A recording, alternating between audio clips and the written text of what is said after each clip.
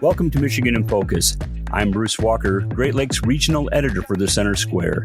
Joining me today is the Center Square's reporter, Scott McClallan. You published a story this week and it has what we like to call legs. People are picking it up. People are talking about it. People can't put it down. It's a connection of the terrible train tragedy in East Palestine, Ohio, and what that portends for Line 5 here in Michigan. So I'm going to let you set the story up and take it away, and I'll try not to get in your way. Sounds good. So as two train derailments, one in Ohio and one in Michigan, remain national news, Governor Gretchen Whitmer and Attorney General Dana Nessel continue their crusade to shut down the Line 5 pipeline. If successful, experts say moving the petroleum products would transition from pipelines to tanker trucks and rail transportation that would drive up prices for consumers, increase carbon emissions, and prove less safe overall. University of Michigan Flint economics professor Chris Douglas said it would take 2,150 trucks crossing the Mackinac Bridge daily to replace the pipeline's volume. He estimated that would cost a total of $254 million annually to replace the Line 5 pipeline with trucks, or $696,600 daily. Well, yeah, you have to think also about the carbon footprint of having that many semis fully loaded traveling every day. And somehow those trucks got to turn around and go back with no cargo whatsoever to get another load and bring it back. So that, to me, seems like it would be not optimal, especially for guys like me who likes to cross the Mackinac Bridge every time he can. So go on. What else would this mean if we switched over to train transportation? Because, okay, we're talking about semi-trucks, but trains don't go across the Mackinac Bridge. There is no way to get from one peninsula to the other unless you ship things by train through Wisconsin and through Chicago and up through Indiana into Michigan and back. So that seems like it would just be very, very difficult, very time consuming, and frankly, very, very expensive. Yeah, Douglas estimated that 10 trains per day could replace Line 5's volume, but they can't cross the Mackinac Bridge, so that makes everything a lot more complicated. To get a perspective of how common rail derailments are, U.S. Secretary of Transportation Pete Buttigieg said that about 1,000 train derailments happen annually.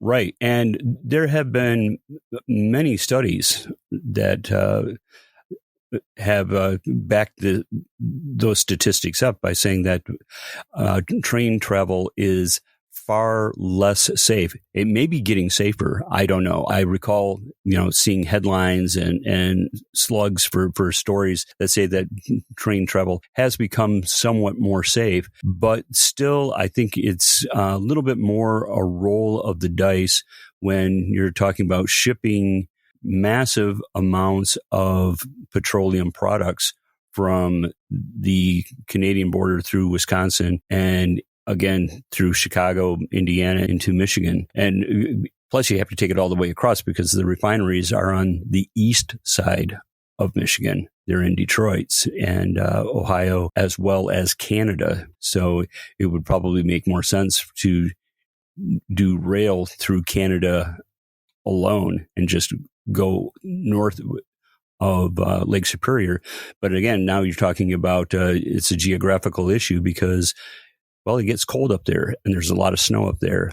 And cleaning the tracks of massive amounts of snow for 3 to 4 months every winter seems to me it would be rather problematic. Yeah, it would definitely raise costs by a significant amount, according to Hillsdale College economics professor Gary Wolfram, who I talked to. He said that if Line 5 was shut down, the prices of fuel and petroleum derivatives would skyrocket. Well, yeah, and not only Professor Wolfram that you talked to, you also talked to policy fellow at the Center of the American Experiment, that would be Isaac Orr. And what did he tell you? He said that the main problem with East Palestine derailment was the chemicals that were being transported by train. He said that as a rule, it's always going to be safer and lower cost to transport things like oil via pipeline instead of rail or truck. And he said that to the extent that we can maximize the amount of product shipped via pipeline, it's always going to be better for consumers, the environment, and people in general. Sure, because I don't think we're going to be weaned from fossil fuels for quite some time. And I doubt very much of wind and solar will be up to speed in time to make up for any slowdown in shipments that are currently going through Line 5 for the Midwest. I know that Ohio is waiting with bated breath to find out how things are going to turn out with the attempts to shut down Line 5. And some of those attempts are being made by the Attorney General here in Michigan. And you had an opportunity to get to talk to some of her communication staff, and they responded to you, if I'm not mistaken. Yeah, they got right back to me.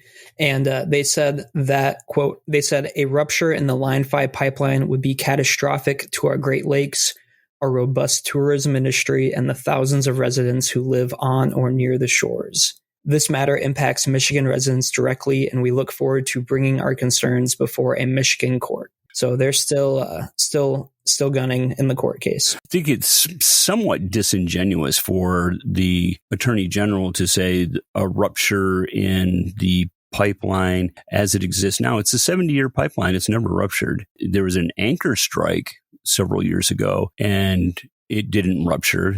And they immediately, because the Line 5 is actually dual pipelines. So they closed the one pipeline until they could find out that it was reparable or could still pipe with, push through petrochemicals without having any leaks or anything. So there hasn't been a leak in 70 years. But furthermore, what this also doesn't address is the fact that in the waning month of Rick Snyder's lame duck governorship, they approved a tunnel, the Great Lakes Tunnel Project, and that would have buried the tunnel. And they wouldn't just take the same old tunnel. They built a new tunnel or a new pipeline and put it in a tunnel that was 100 feet beneath the bedrock that would span the 5 mile Straits of Mackinac. Would be approximately a $500 million project. And the owner operator of the pipeline is Enbridge, a Canadian company. And they say, well, you know what? We can, we'll shoulder the cost of all of it. We'll take on the entire cost and bury this beneath the bedrock. And even if there was a leak, where would the oil go? It would stay in the tunnel. It wouldn't get into the lake itself. So another thing to take into consideration is the fact that who has the authority over the pipeline anyway? We have a federal agency that oversees pipelines. And thus far, they have not really been asked to weigh in on this, although Enbridge has basically asked them, it said, look, you need to take a look at this and you need to assert your authority over this. And for another thing, there's a 1977 international treaty, and Tom Gantard and I spoke about this last week, that it's an international treaty. It's a treaty between Canada and the United States that says that you can't just willy-nilly shut down this pipeline. So we'll see what happens. Listeners can keep up with this story and more at thecentersquare.com. For Scott McClallan, this is Bruce Walker. Please subscribe, and thanks for listening. Freedom and liberty are important to all of us. If you're looking for civil, intellectual conversations with those shaping the future of freedom, try the Future of Freedom podcast with me, Scott Bertram. We speak with leaders across the country in the greater conservative and libertarian movements. In-depth conversations about where the next intellectual battles will happen across the country. It's the Future of Freedom podcast. Find it at americastalking.com or wherever you get your podcasts.